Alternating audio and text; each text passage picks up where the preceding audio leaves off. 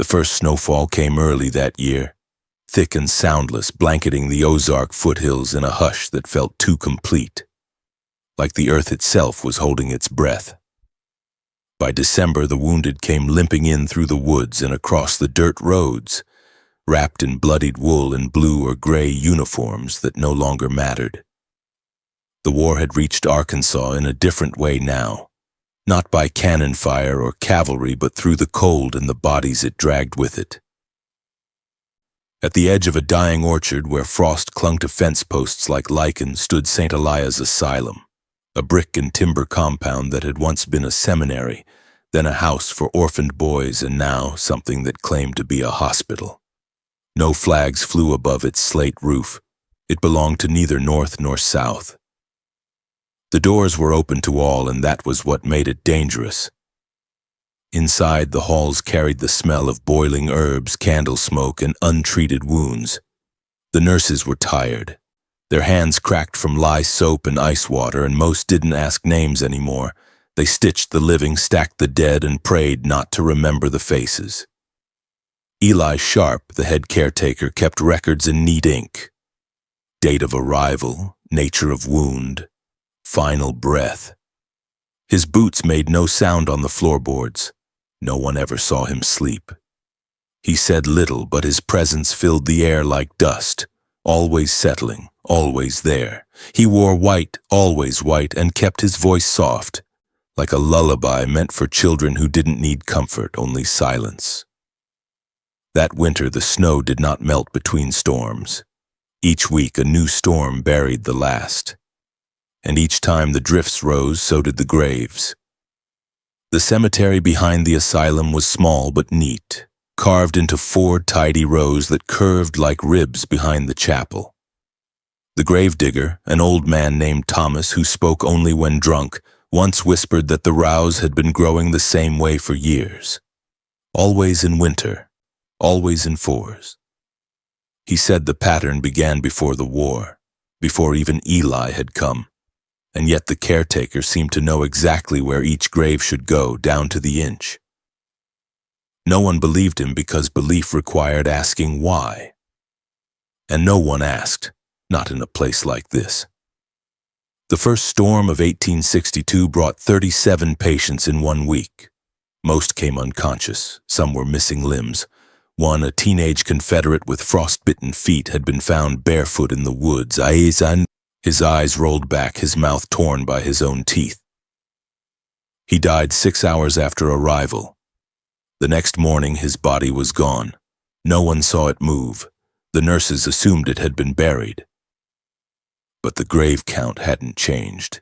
Eli told them to rest, that sometimes the dead didn't need holes in the ground, only peace.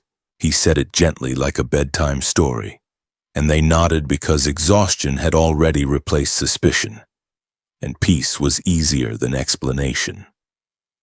The following week, the snow came again, heavier, wetter, meaner. A Union surgeon with a crushed hand arrived by cart. He was lucid but screaming, claiming he'd escaped a massacre not by Confederates but by something under the trees, something that hummed when it cut. The asylum gave him laudanum and warm broth. He died in his sleep 2 days later.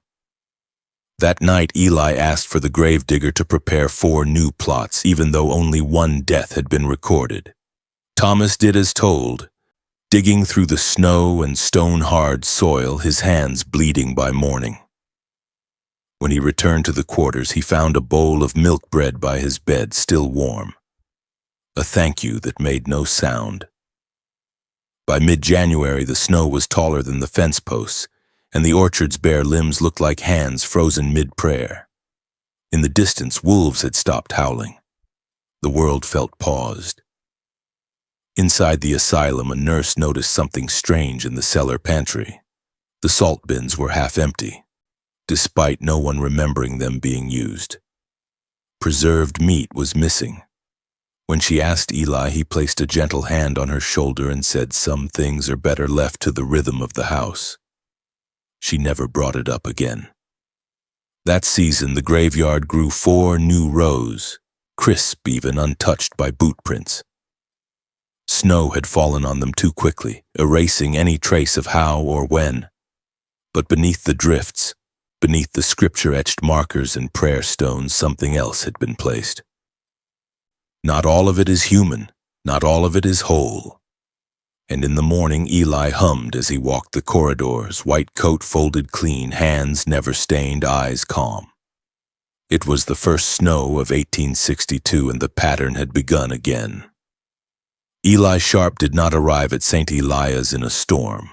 He came in the quiet between them when the sky was the color of old linen and the air carried the smell of distant smoke. No one remembered who hired him, or if there had ever been an interview. He simply began appearing, first in the records room, then the infirmary, eventually everywhere. He wore a white apron with no stains, and his hands were always clean. He never rushed, never shouted, and never left the grounds. His voice, soft and low, had a rhythm that nurses described as sleepy, like someone who whispered bedtime stories to ghosts. When patients cried, he sang under his breath. When they died, he folded their arms with a tenderness that made onlookers weep, and in time, people stopped asking where he came from. It felt as if he had always been there, like the snow, like the graveyard. Before the war, Eli had served as a medic in a mobile field unit along the Mississippi River. His file, when it could still be found, listed commendations for discipline and hygiene and one unexplained note. Detached but effective, avoids eye contact during amputations. Fellow medics remembered his quiet efficiency and the way he focused not on saving but on observing. He never wasted a bandage, never lingered over a scream. One soldier claimed Eli once stitched a man's thigh while blindfolded, just to test if his fingers could remember pain better than his eyes.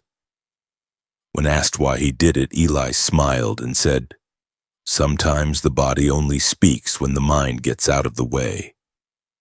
No one asked him again. At St. Elias, Eli became the clock the asylum ran by. He handled intake, burial arrangements, sanitation, and spiritual care. He hummed in the hallways, mostly lullabies no one could name. Tunes that sounded older than scripture. He rewrote the patient logs in his own hand, keeping a second set that lived in a locked drawer under a key he wore around his neck on a red silk thread. When someone misplaced a file or mixed up a dose, Eli found it, corrected it, and left no trace of blame. He made mistakes vanish the way snow covers blood, completely, but only for a while. Beneath the floorboards, in the rooms the nurses never entered, Eli built something different, a system. The brick cellar, once used for food storage, became a series of carefully separated spaces. One held jars of teeth sorted by size. Another had hand-drawn diagrams of nerves and ligaments, sketched with a child's gentleness and a surgeon's precision. He called it the archive. Patients no one remembered began to disappear from the records but remain in the ground. Wooden tags with their initials were hung on hooks inside the furnace room, blackened at the edges. Eli kept a handwritten list in a small leather book marked "Not Healed." His idea of healing, it turned out, was not about comfort. It was about stillness. Stillness of the mind, of the voice, of the soul. He believed suffering produced a frequency, one only he could hear, and that this sound could be shaped, distilled, and preserved. Each patient was an instrument. He simply tuned them. Those who spent too much time with Eli began to change. A nurse named Judith, once known for her quick temper, grew quieter by the week. She stopped speaking to co-workers and started waking up covered in dirt with no memory of sleep. A stable boy named Amos was found one morning trying to bury himself alive behind the chapel, his mouth filled with thread. When asked what happened, he only whispered, "Eli showed me how to leave without leaving." He was sent away, but his name remained in Eli's records, marked with a triangle instead of a cross. The meaning of the symbol was never explained. Despite all this, no one reported him. Eli radiated calm. He brought warm clothes to the dying, washed their hair, and whispered songs they hadn't heard since childhood. Visitors spoke highly of his compassion. A war widow once wrote to the local paper saying, "If every soldier had been cared for by a man like Eli Sharp, we'd have fewer graves and fuller hearts." But beneath his serenity was a hunger not for chaos but for control. The perfect kind, invisible, precise, and complete. He didn't harm out of anger. He didn't punish me. He refined it. He believed pain had structure, that agony could be mapped, and that the dying spoke a truth healthy men could never hear. And he wanted to be fluent in it. No one ever saw Eli cry. He stood beside mass burials, held screaming children, touched infected wounds with bare fingers, and never once blinked too long. He said grief was a distraction, that death was not an end but a lesson. And in the quiet hours of the night, when the halls were dim and the frost had sealed the windows shut, he would kneel in the chapel alone, not to pray but to listen, to the walls, to the floorboards, to the wind in the cellar vents. He claimed in his notes that the asylum itself was learning, that the building had begun to respond, that in time it would become a partner in his work. As the winter deepened, and the 4 new graves were prepared again behind the chapel, Eli Sharp closed his book, placed it on the shelf in the archive, and whispered to no one in particular, "We're almost there." The journal was discovered in 1901, long after the war and long after the snow had stopped coming so heavy. It was found by accident behind a false wall in the lowest part of the asylum's cellar, a wall that gave when tapped, as if tired of holding its secret. Inside was a narrow cavity packed with old medical supplies, surgical thread, bone needles, and a sealed tin box lined with dried moss. The box held one thing: a thick, leather-bound ledger with a spine brittle from mold but a lock still polished as if touched often. The man who found it, a maintenance worker named Harold Cutter, opened it thinking it was an inventory book. He read 7 pages before vomiting in the sink. He read the rest sitting on the cellar floor, shaking, whispering prayers that didn't work anymore. Then he went upstairs and turned the key to the chapel door, locking it from the inside, and refused to come out for 2 days. The ledger did not read like medical records. It reads like a blueprint. Each entry was dated, but not with standard dates. Instead, it used Eli Sharp's own system, phrases like third snowfall, first bone cleaned, and milk flow day, right wrist. There were no names, only numbers, and the numbers didn't climb sequentially.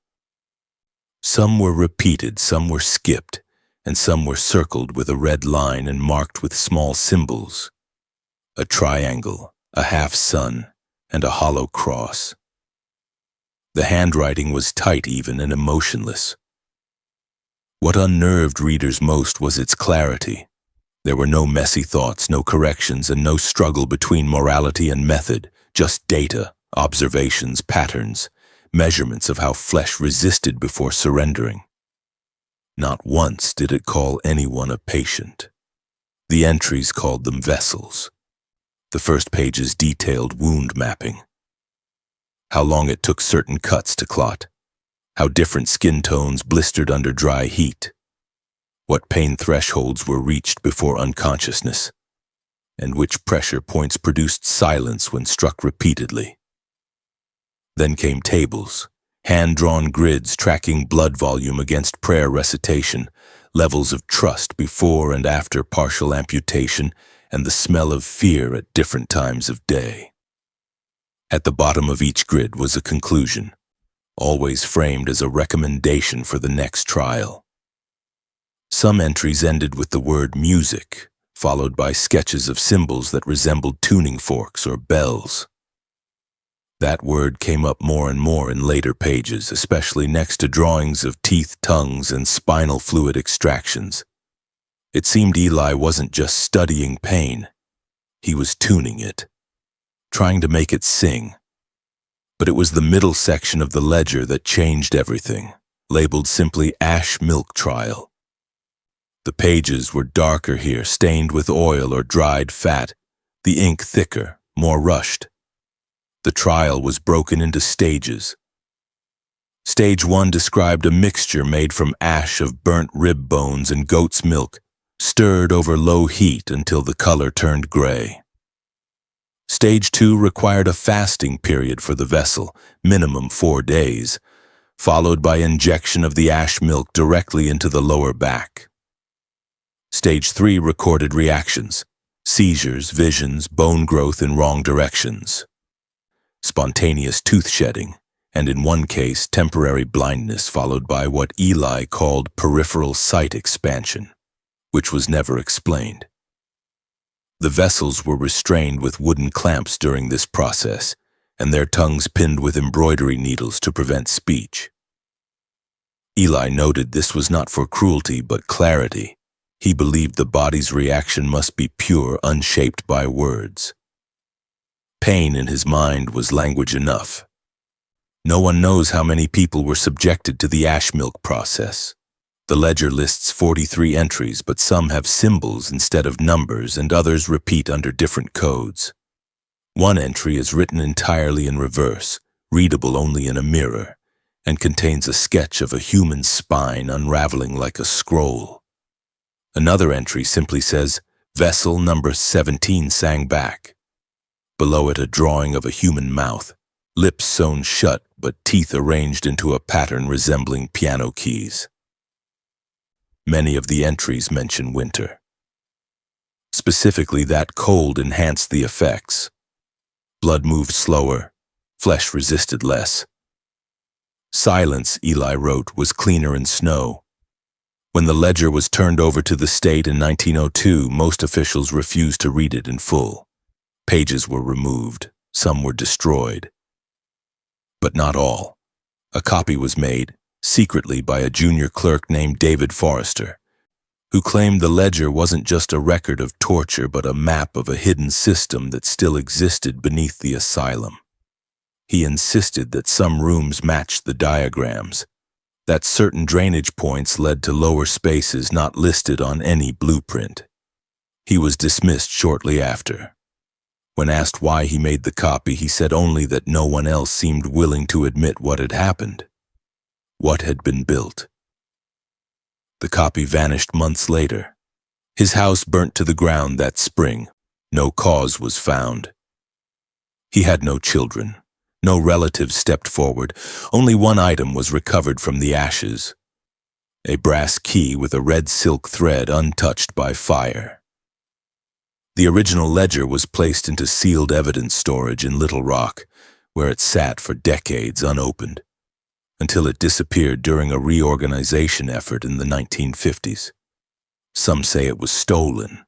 Others claim it never left the cellar. That somewhere beneath the crumbling asylum, deeper than the stone foundation, it waits in the dark, still humming faintly when the air is just right, still recording, still listening. By the winter of 1865, the town of Morrow Creek had stopped asking questions out loud.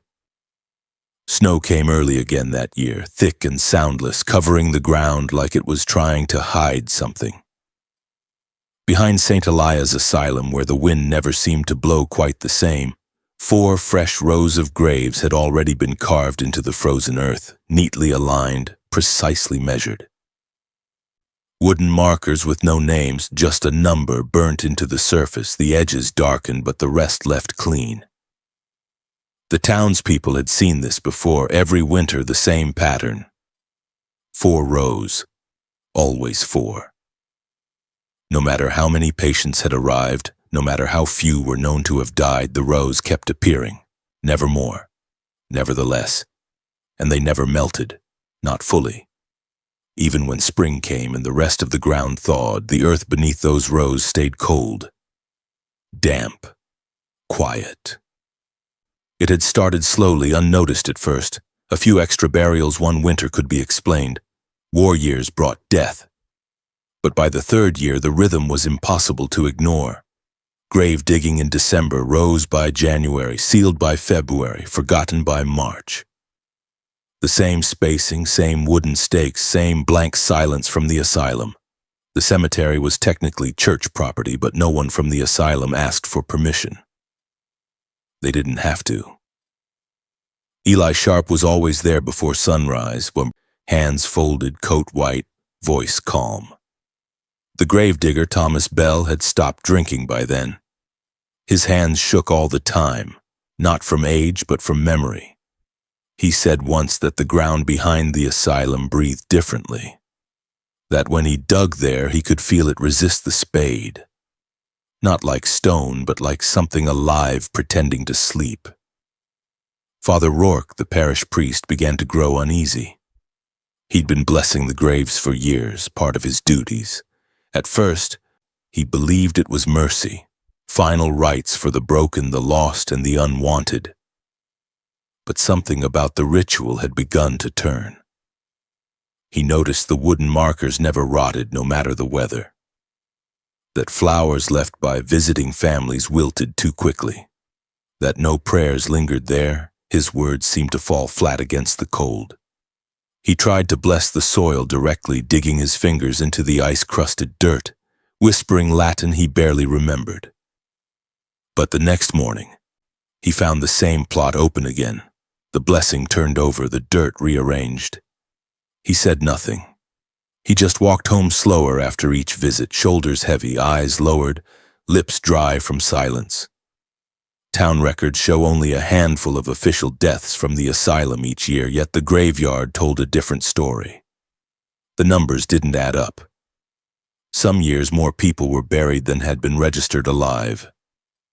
Eli never answered questions. He would smile, hand over tidy paperwork, and say the storm made records hard to keep. That name got lost, but rest was guaranteed. He called it dignity. He called it peace. And the townspeople, tired of grief, accepted it. They told themselves it was war's fault. Maybe Eli was doing his best with what he had. Maybe the world needed someone like him, someone who didn't flinch, didn't break, and didn't doubt. In time, they stopped checking altogether. One evening in February, after a particularly harsh freeze, a boy named Silas wandered behind the chapel while chasing a runaway dog. He found something under the snow, not a bone, not a corpse. A hand-carved object, shaped like a child's jaw, with small wooden teeth arranged in a perfect line. It was warm to the touch. He told no one for a week. When he finally confessed, his parents burnt it on the stove. The next morning, their cellar was flooded with red water that had no source. The sheriff called it rust. The town called it nothing at all. The fourth row that winter appeared overnight. Thomas hadn't been seen digging. No shovel marks, no footprints, just new mounds, smooth and silent, their markers already in place. The snow had fallen evenly across them, yet each mound steamed faintly when the morning sun hit. Some said it was the cold meeting warmth from below. Others whispered of bodies buried too soon. Father Rourke returned to bless the ground one last time. He knelt in the snow, pressed his palms flat, and began to pray. But his breath caught mid-sentence. Beneath his hands the ground vibrated, not shaking, not pulsing, but humming. A low tone, barely audible, like the final note of a hymn held too long. He stood slowly, his eyes wet, but not from the cold. He left without finishing the prayer. From that year forward, he refused to step foot on the asylum grounds again. He told the bishop he believed the soil had learnt to lie, that something old had taken root and was being fed one soul at a time. When asked what he meant, he said only this: "We blessed a wound and called it holy." No one followed up. The church stayed silent. The asylum continued. 4 new rows came the next winter, then the next, and the one after that. And still Eli walked the halls in white, humming quietly to himself, hands never stained, voice never raised. and still the town said nothing. Because when evil comes dressed in mercy, wearing a calm face and carrying warm bread, it's easier to believe the graves dig themselves. They never learnt his name. He was found near the East Ridge, barefoot and shaking, too small for his coat, with fingers curled like twigs from frostbite and eyes that didn't blink when spoken to. He had once been a drummer boy, maybe 12 or 13, judging by his size. Carried no drum, no papers, no sound, only scars. One above his left eyebrow, another that ran jagged across his ribs, and a third set in the shape of a cross on the inside of his thigh, carved deep and deliberate. The nuns who helped clean him said it looked more like a brand than a wound. They called him Patient 41. Eli Sharp called him Special. He was placed in the upper infirmary, the one with wide windows and morning light. But he never moved to look outside. He never spoke, not once. He just sat, eyes open, hands still, like he was listening to something no one else could hear. He wouldn't eat unless Eli fed him directly. Wouldn't sleep unless Eli sat by his bed. Within 3 days, he had been moved to the cellar. The nurses protested and said he needed sun and needed warmth. Eli told them the boy responded better in silence, that the cellar brought him peace. The others said nothing. Because when Eli said peace, people stopped asking what he meant. On the 5th day, Nurse Abigail noticed something odd. The boy's forearm was wrapped in fresh linen, but no record showed a wound. When she removed the bandage, she found bare muscle, smooth, red, exposed, as if the skin had been removed in a single perfect layer. No bleeding, no infection, just missing. When she confronted Eli, he told her it was a condition, a rare disorder where the body sheds what it no longer needs. He said it with a smile, as if describing a child outgrowing shoes. He told her the boy felt no pain, that he was healing in a way no one understood. She tried to believe him, until she saw the sheets. They were hanging in the corner of the cellar just beyond the boiler room. Thin, clear, stretched tight between frames of rusted wire. Skin, pale, veined, pressed flat like flowers in a book, marked with tiny numbers in the corners, 41, 41, 41, thigh, back, cheek, fingertips, each labeled, catalogued, and preserved with unnatural precision. She ran, told no one, wrote nothing. Quit the next morning and left town before sunset. On the 12th day, Patient 41 vanished. No record of discharge, nobody. Just an empty cot and a trail of salt leading from his bed to the cellar door. Eli didn't report it, didn't mention the boy again. But that night, 4 new sheets were hung in the frame room. And in the silence below the asylum, the air smelt faintly of lavender and something else. Something sour. Something like milk gone bad mixed with blood and ash. By the spring thaw of 1866, the asylum's infirmary was quiet, but not from healing. The halls smelt of scorched hair and boiled milk, and the patients who had once cried out in pain now sat still. Their mouths closed, their eyes distant, their silence too complete. Eli had shifted his focus by then, moving from external wounds to internal ones, away from stitching flesh to reworking it entirely. The cellar ledger began listing new ingredients: powdered femur, sheep marrow, and evaporated breast milk heated together until the mixture formed a thick gray serum. It was called Bone Tincture No. 3. Eli injected it at the base of the spine or under the tongue if the patient was too fragile. He believed the body could be trained to rebuild itself stronger, not through rest, but through confrontation. Forced rebirth, one cell at a time. The tincture worked quickly. Within 12 hours, the gums would soften.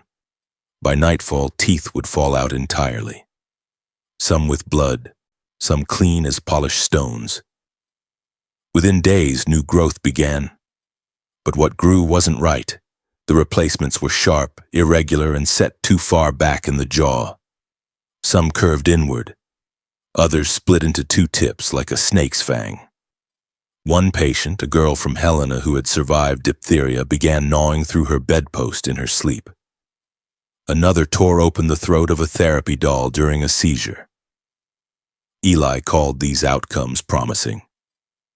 He noted that the body was responding with primitive recall, reverting to an older, more durable blueprint. He believed human tissue held ancestral memories and the tincture unlocked them. When a boy from Kansas developed a third row of molars, Eli wrote that the dosage was finally stabilizing. No one else saw the boy again. His bed was reassigned by morning. The bones came next. Ash from cremated remains, mixed with black vinegar and sealed in beeswax, formed what Eli named Char Mix Type 2. This was rubbed into open wounds, pressed into fresh fractures, and in some cases layered directly onto the spine during forced sedation. The goal, he wrote, was to imprint the body with replacement instructions, using ash as a language the nervous system would understand. One man who received the full treatment began growing thick calcium ridges across his collarbones, which hardened into shapes resembling armor plates. His breathing became shallow. He died 6 days later, smiling. A nurse claimed he whispered a hymn before he stopped moving. But when asked which hymn, she couldn't remember. Only that it sounded wrong, too low, too slow, like it was being sung through wet cloth.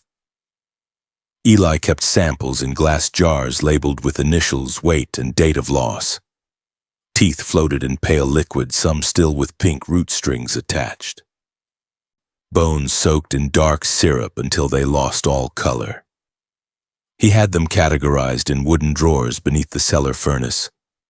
A note carved into the drawer front read, "All growth is preceded by loss." The patients who survived the process were moved to the western wing, where windows were sealed and doors locked from the outside. Their charts were marked with a symbol no one recognized, a circle inside a square with 4 black dots surrounding it. Over time, they stopped responding to questions. Some sat curled against the walls, whispering to themselves. Others chewed the corners of their blankets until nothing was left but thread. None of them slept. No one was told what the treatments were for. Eli said they were experimental therapies for bone diseases common after frostbite. He said the war had weakened bodies in ways doctors hadn't seen before, but his notes told a different story. They spoke of reshaping, reversion, sacrifice for the sake of design. He believed the body could be turned into something new, not quite animal, not quite human, just efficient, silent, strong. The ones who broke along the way he buried quickly. But those who didn't, he kept watching. Waiting, measuring their silence like breath, counting their teeth every morning, recording how long it took for the milk to turn black. He arrived in early November, long after the leaves had fallen and just before the snows began again. Chaplain Avery Hadley, soft-spoken and newly ordained, had volunteered to serve at St. Elias after reading of the asylum's overcrowding and lack of spiritual care. He believed his presence might soothe the suffering. But almost immediately the suffering began to change him. The quiet wasn't like any quiet he had known. It wasn't peace. It was tight, pressurized, like the silence that comes after a scream, not before it. He spent his days reading prayers to patients who wouldn't look at him, and his nights walking the upper corridors where the light was always too dim and the doors never quite stayed shut. That's where he first heard it. A hymn, faint and slow, rising like breath from under the floorboards. Not all at once, not a song, just fragments.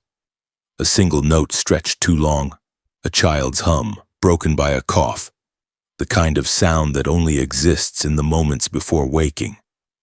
He tried to follow it, thinking perhaps someone was in pain calling for comfort. But it stopped whenever he reached the door.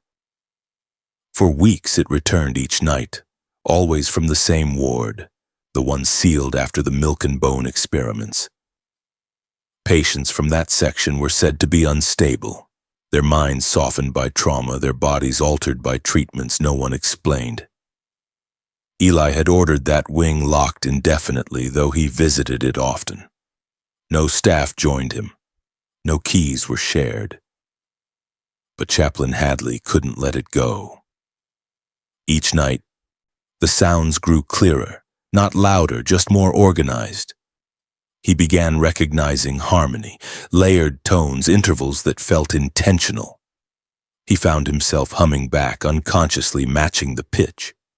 It happened during meals and prayer and even while he slept. He started writing down what he heard. Not lyrics, just patterns, crescendos, breath marks. He swore it was a choir, though he was the only one who could hear it. One night, convinced he was being called to intervene, he stole a key from the linen room and approached the western wing just before midnight. The corridor was colder than usual, the air damp like a mouth left open too long. The humming stopped the moment the key turned. Inside, the room was empty. No patients, no staff, just dust, cracked tiles, and the smell of spoilt milk. He stepped in, heart racing, breath shallow. That's when he saw the floor, teeth, hundreds of them, arranged in tight, curved rows across the stone. Molars, canines, common incisors, all organized like sheet music, each one pointing slightly upward. There were no roots, no blood, just clean, dry enamel, modern, polished and bone white, and then the sound returned, not from the walls, from the teeth. Each tooth hummed faintly on its own note, as if tuned. Not vibrating, not moving, just resonating. Together they formed chords, dissonant, patient chords that didn't rise or fall, just held their place in the air. Avery fell to his knees, the pressure behind his eyes like static. He tried to speak, but found his jaw locked. He reached out to touch one of the teeth, but before his fingers landed, a wave of cold rushed through his spine, not temperature, but memory. He saw flashes he didn't understand. A boy with no mouth, a woman with hands sewn together, a row of cots where no one breathed, yet all were still warm. He left the room and locked it behind him, swallowing bile, hands shaking too badly to fold into prayer. He never returned. Within days, his speech began to slur. By week's end, he had stopped speaking altogether. The notes he'd taken, the hymn fragments, were found burnt in the chapel stove. When asked what he had seen, he would only press a finger to his lips and point to his teeth, eyes wide, as if listening again. And somewhere beneath the floor, behind the sealed wing, the hum carried on, soft, steady, and waiting for the next one who would dare to hear. By the winter of 1867, the rituals had names, not the kind found in scripture or medicine, but soft ones that passed unchallenged: comprehensive wellness, containment therapy, resilience preparation, words chosen to sound clean, designed to suggest order and care. In truth, they marked something else. Each November, before the first real snowfall, Eli Sharp would walk the patient wards with his little black book in hand, stopping beside 4 beds. He never explained his choices, no one questioned them. The selected patients were quietly moved to the lower west wing, their names replaced in records with numbers, their charts marked with a square and a small vertical line inside it. It was called the winter harvest, though only behind closed doors. To the rest of the staff, it was a rotation, a necessary process, a form of release. The chosen 4 were given warm broth, new linens, and an unusually soft mattress. They were bathed in silence. No one was allowed to speak to them after selection. No visits, no conversation. Eli said their minds had to be cleared of outside interference. That speech could interfere with the body's response. Then one by one they were brought to the sub-basement, a section that didn't appear on any blueprint. It was here that the iron coffins were kept. not shaped like burial boxes, but like narrow closets, upright and sealed with double locks. The patients were placed inside, standing. A tube delivered a slow drip of something sweet, honey mixed with laudanum and diluted goat's milk, enough to dull the senses but not enough to sleep. They remained in those coffins for 48 hours. No light, no sound, no motion. The only thing they could feel was their own heartbeat, echoing back at them from metal walls. Eli called it recalibration. He believed the body had an internal rhythm, one that could be disrupted by trauma, and that isolation stripped away the false notes. That when left with nothing but the self, the body would remember its proper song. But something happened inside those coffins that Eli never explained. Some came out with burns on their arms. Some had scratches down their legs with their own fingernails broken and bent backward. One came out bald, though her hair had been untouched going in. The staff was told these were reactions to cleansing. That pain was temporary. That purity had a cost. When the doors opened at the end of the second day, the survivors were always silent, not shocked, not wounded, just blank. Their eyes didn't blink as much. Their mouths hung slightly open as if breathing through a memory they couldn't describe. They never spoke again, no matter what was asked, no matter who asked. They followed simple commands, ate small meals, and slept long hours, but something inside them was sealed. A nurse once tried to ask what they'd seen. One of them raised a hand, pointed to his chest, and tapped twice. Then he smiled. Not with joy, but like someone recognizing a familiar smell. That was the last thing he ever did outside of supervision. These survivors were transferred to a separate ward known only as the quiet floor. No signage marked it. The windows were permanently frosted, even in summer. Staff who worked there never lasted more than a season. They complained of headaches, sudden nosebleeds, and dreams filled with music they couldn't remember after waking. Eli rarely visited the quiet floor. He said the process was complete, that what remained was containment, not care. And each year as November came again, he prepared 4 more slots in the ledger, cleaned 4 iron boxes, and whispered to himself, "Only through the stillness can the pattern remain intact." The winter harvest was never recorded as abuse, never discussed in town meetings, and never questioned by the board. It was buried in clean language, wrapped in duty, and preserved like something sacred, an offering no one dared refuse. They called him Elijah because no one knew what his real name had been. He was found outside the south gate in the winter of 1868, barefoot, bandaged, and barely breathing. Both his hands were gone, cut clean at the wrist. The stumps were wrapped in wool soaked with what smelt like sweetened lye. He didn't cry, didn't speak, just stared at the ground with eyes that twitched every few seconds, as if scanning for something no one else could see. The asylum accepted him without paperwork. No one asked questions. There were never any questions anymore. Only intake, sedation, and silence. Eli took personal responsibility for the boy's care. He said he needed time to adjust, that his injuries required a delicate balance between healing and discipline. Elijah was placed in the eastern dormitory, where the windows were fogged year-round and the walls were lined with rope instead of bed rails. He did not resist. Over the weeks, staff noticed strange things about the boy. He slept sitting upright, legs crossed beneath him like he was praying. He refused food unless it was salted first, and if anyone entered the room humming, he would scream. Not loud, but long, a thin, steady wail that rose from somewhere deep in his chest and stayed there until he passed out from lack of breath. He never used his voice to speak, but he began drawing. Not with hands, he had none, but with his mouth, holding charred sticks between his teeth and scraping symbols into the wooden floorboards. Some looked like maps, others like organ diagrams. Several matched sketches were found in Eli's private ledger, specifically ones tied to nerve testing and the ash milk dosage schedule. When Nurse Caroline saw the drawings, she covered them with rags and pretended not to notice. She left the asylum 2 days later and never spoke of it again. One night, during a snowstorm that knocked out the lantern lines, Elijah vanished. His room was locked. The windows are sealed.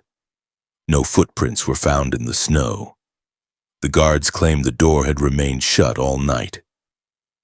Eli said the boy had been transferred for specialized care in Little Rock. He even forged a signature to match the state's transport documents.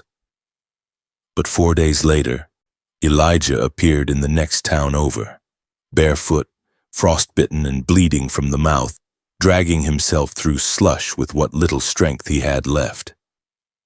He collapsed outside a tavern called the Swan's Rest, startling the barkeep and 3 patrons. Before anyone could stop him, he pressed a piece of charcoal between his teeth and scrawled across the wall in jagged, smeared lines, "He takes our hands to feel God's pulse." The moment the last word was finished, he fell backward, hitting his head on the corner of a barrel. He died within minutes. The town physician recorded the cause of death as cranial fracture complicated by blood loss and exposure. The body was sent to a local parish for burial, but the priest refused to perform last rites. He said something was wrong with the boy's eyes, that they seemed to keep moving after their breath had stopped. A local carpenter was paid to sand the writing off the tavern wall, but the words kept reappearing beneath each new coat of paint. Eventually, the wall was torn out entirely. The tavern closed the following year. News of the incident reached the asylum, but no action was taken. Eli denied ever treating a boy by that name. He produced no record, no photo, no staff logs. He said the story was a fabrication stirred up by anti-asylum sentiment and religious hysteria. Most believed him.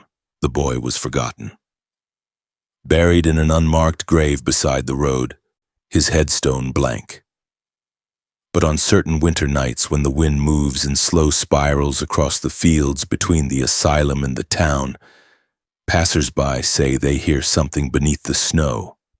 Not footsteps, not crying, just tapping. 2 short taps, then silence, as if someone somewhere is still trying to say something without hands. In the spring of 1868, after years of quiet rumors and growing unease, the state finally dispatched 2 health inspectors to St. Elias. Their visit was officially labeled a sanitation review, but off the record it followed the anonymous report of a former nurse who had claimed the cellar vents wept black dust and that something inside the heating system was grinding when it shouldn't. The inspectors arrived with ledgers, gloves, and polite expressions. They were not prepared for what they would find. The asylum at first glance was calm. Orderly halls, folded linens, carefully boiled instruments. Eli met them at the entrance, serene as always, voice low and respectful. He offered them warm tea and invited them to review the facility at their own pace. He said nothing needed to be hidden, and in that, he had not lied. Because the truth was no longer hidden. It was built into the walls. The first sign came when they opened the heating grates in the patient quarters. Fine gray powder drifted out like smoke, coating their boots and clinging to their cuffs. One inspector bent to collect a sample and found something hard beneath the soot. It was a tooth. Human, intact, with a root still attached. It was not the last. Throughout the ventilation system, they uncovered fragments, teeth, ribs, small vertebrae, even phalanges blackened at the tips as if burnt slowly from the inside. The furnace, when examined, contained a layer of compacted ash nearly 5 inches deep, dense with calcified specks. Embedded in one pipe was a child's molar fused to a piece of wire. When questioned, Eli explained that the furnace doubled as a medical incinerator and that remains from surgeries were often disposed of this way.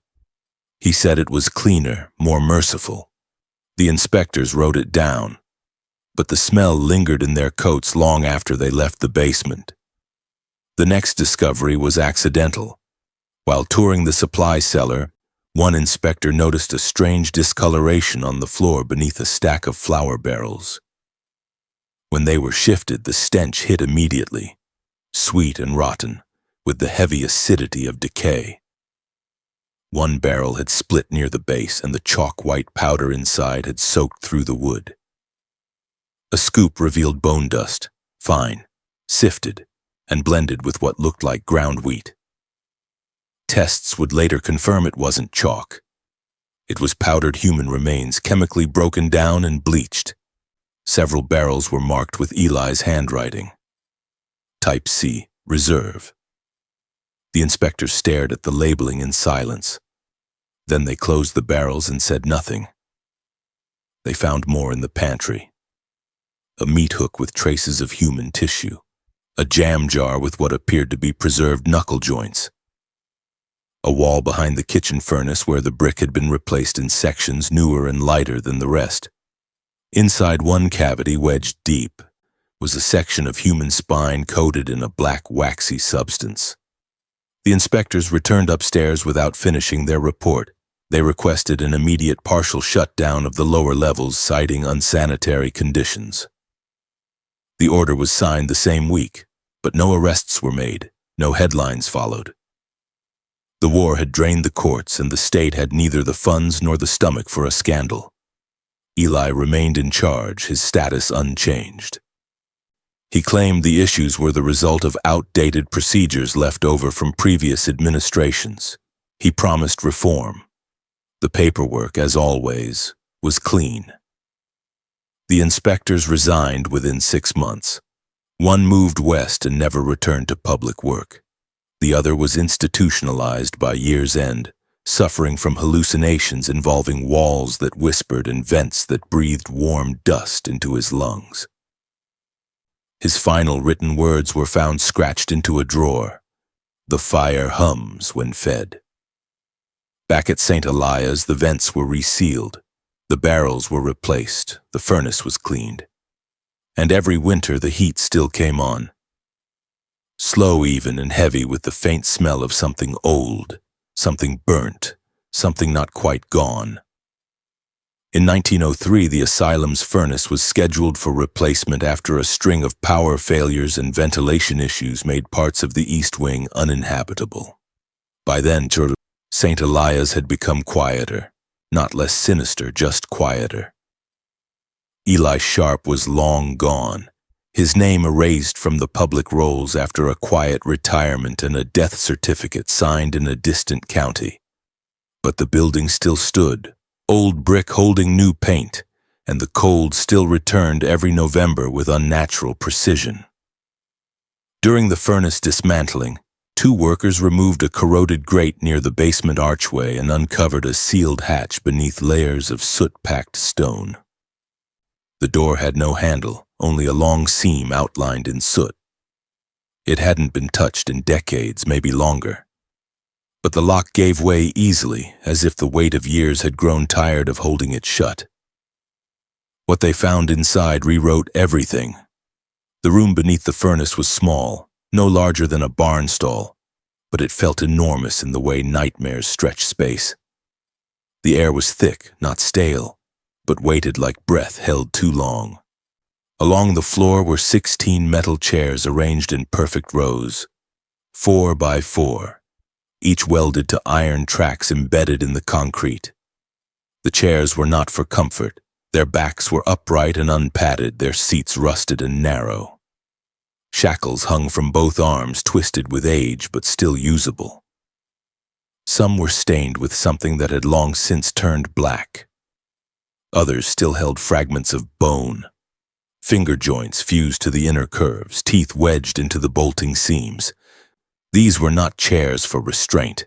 They were chairs for stillness, ritualized, measured, repeated. At the far end of the room stood a narrow shelf carved directly into the stone wall, holding a series of broken glass vials labeled with handwritten notes in Eli's familiar lettering. Bone type B, salt mix, sound yield. None of them had been disposed of, only emptied.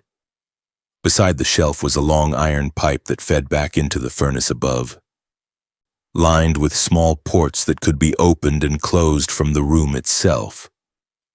One of the workers recognized it as a secondary vent used in older cremation designs, meant to carry heat downward instead of out, but this one had been modified. It could reverse flow, drawing air from the room back up into the furnace system. No one could explain why that would ever be necessary.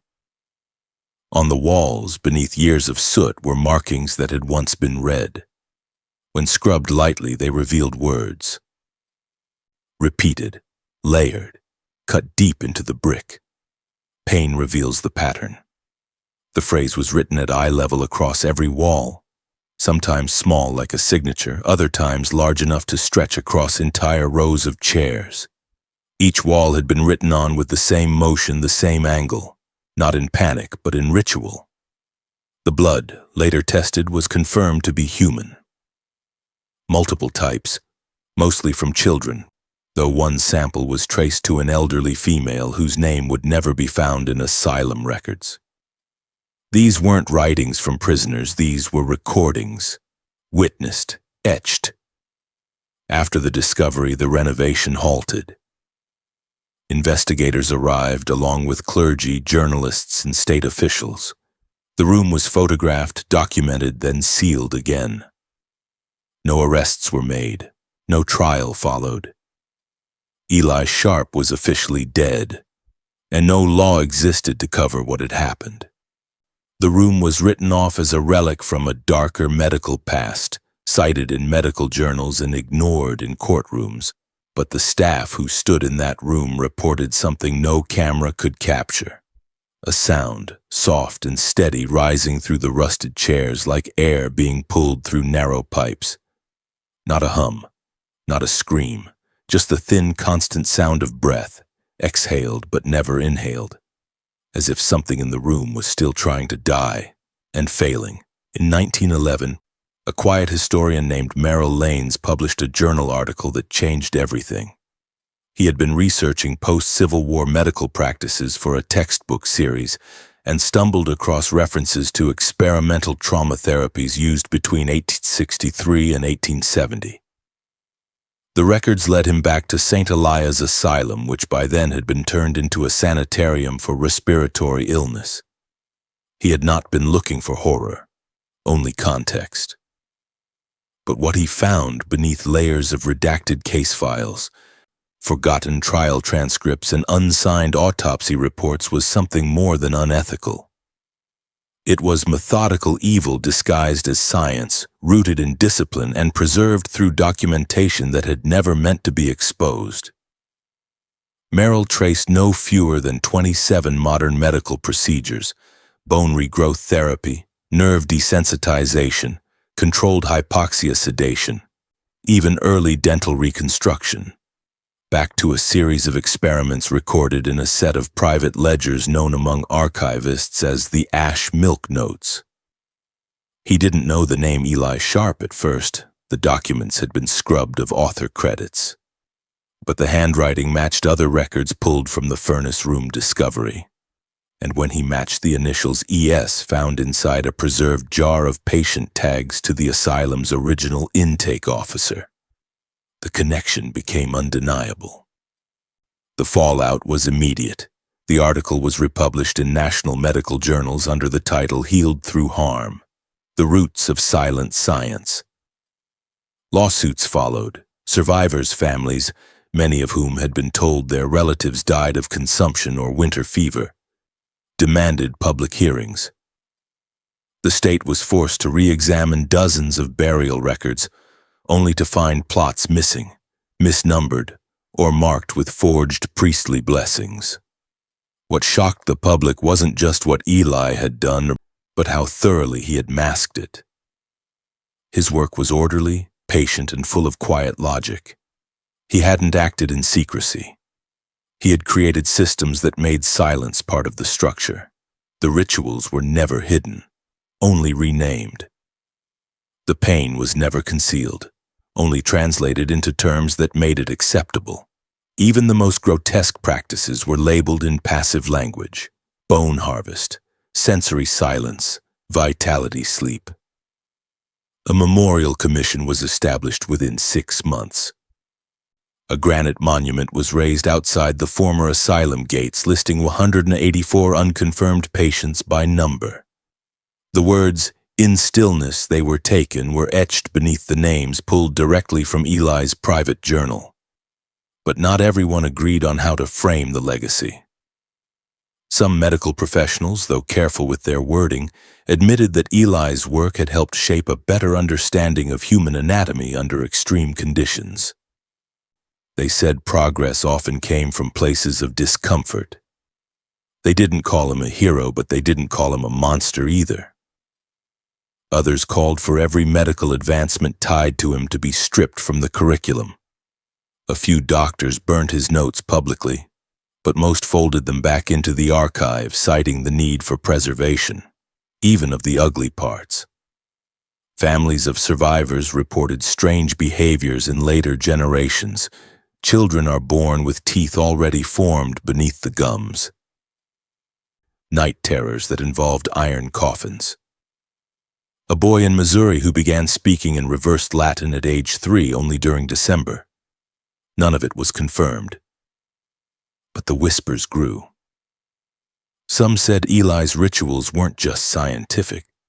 They were a form of control that left scars deeper than the body. That he had built something lasting not because he wanted to change medicine, but because he wanted to remake people from the inside out, and that some part of that remaking didn't end with death.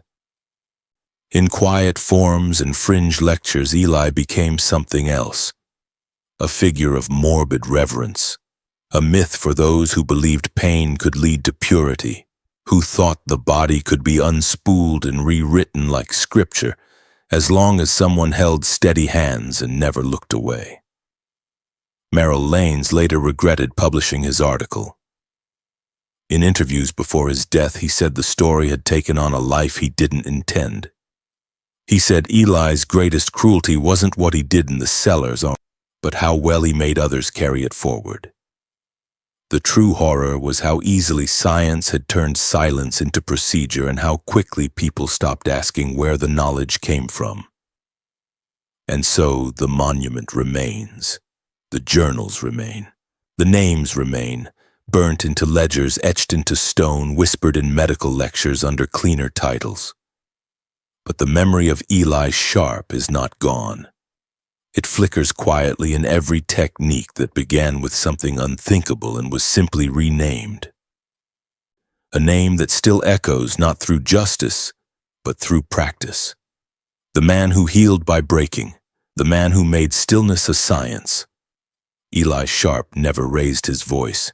He didn't lash out, didn't curse, and didn't brandish his power in ways the world easily recognized. He hummed. He offered warm bread to nurses during long shifts. He took time to fold the sheets of dying patients with care. He never once struck another person. But beneath those gentle rhythms, he reshaped what cruelty looked like. His evil was not loud. It was organized. It came dressed in white, holding ledgers and soft towels. It waited until others were tired, overwhelmed, or too grateful for order to question the cost of calm. His rituals were not hidden behind locked doors, but buried in language, rebranded as treatment, refinement, and purification. And in that way, he did something most monsters cannot. He made others participate. At St. Elias, no one was dragged screaming into the cellar. No one stormed the gates. There were no chains rattling through the halls, only rules, charts, appointments, politeness. Patients signed forms they couldn't read. Nurses followed protocols they never fully understood. Inspectors nodded through cleanly kept records while standing just inches from cremated teeth and powdered femurs. The horror survived not because it was hidden, but because it was quiet. It lived in the space between hesitation and obedience, where questions were softened into paperwork and pain was reframed as progress. Eli never demanded silence. He engineered it. And by the time anyone noticed, that silence had become the institution's strongest wall. What unsettles now, more than a century later, is not just what he did, but how much of it still looks familiar. How clinical it was. How measured. How easily one man's obsession became policy, and how that policy outlived him, repackaged under newer, cleaner names. It didn't end in fire, it faded into practice.